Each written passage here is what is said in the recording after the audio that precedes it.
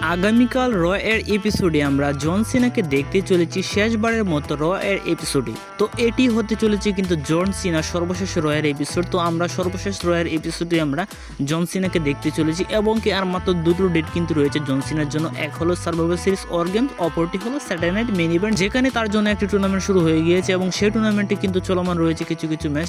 তো সেখান থেকে আমরা আগামী রয়ের এপিসোডে দেখতে চলেছি গুন্তার বাসেল জে বোন ইভান্সের মধ্যে একটি সিঙ্গেল ম্যাচ। তো এখানে যে জয়লাভ করবে সে কিন্তু চলে যাবে দ্বিতীয় রাউন্ডে।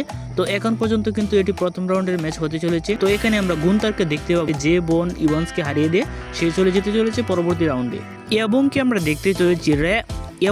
দেখতে চলেছি র এর এপিসোডে আরও একটি ম্যাচ। সেখানে আমরা দেখতে চলেছি সোলো সিকো ভার্সেস নাম জানা একজন রেসলার। তো সোলো সিকোর বিপরীতে কে রিটার্ন করতে পারে বা কে আসতে পারে তা কিন্তু এখন আমরা কিছুই বলা যাচ্ছে না।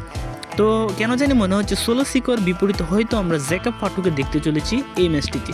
তো যেই আসুক না কেন সোলো সিকোর বিপরীতে কে আসতে পারে তা অবশ্যই কমেন্টে আপনারা জানিয়ে যেতে বলবেন না।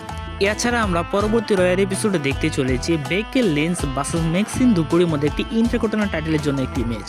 তো তাদের মধ্যে কিন্তু আমরা অলরেডি বেশ কয়েকটা ম্যাচ দেখতে পেয়েছি রয়্যাল এপিসোডগুলোতে। তো এখন কিন্তু তাদের স্টোরিটি আরও প্রগ্রেস হচ্ছে। তো এখন মনে হচ্ছে এই ম্যাচটিতে আমরা নতুন কিছু দেখতে চলেছি বা নতুন কিছু ইন্টারেস্ট পেতে চলেছি।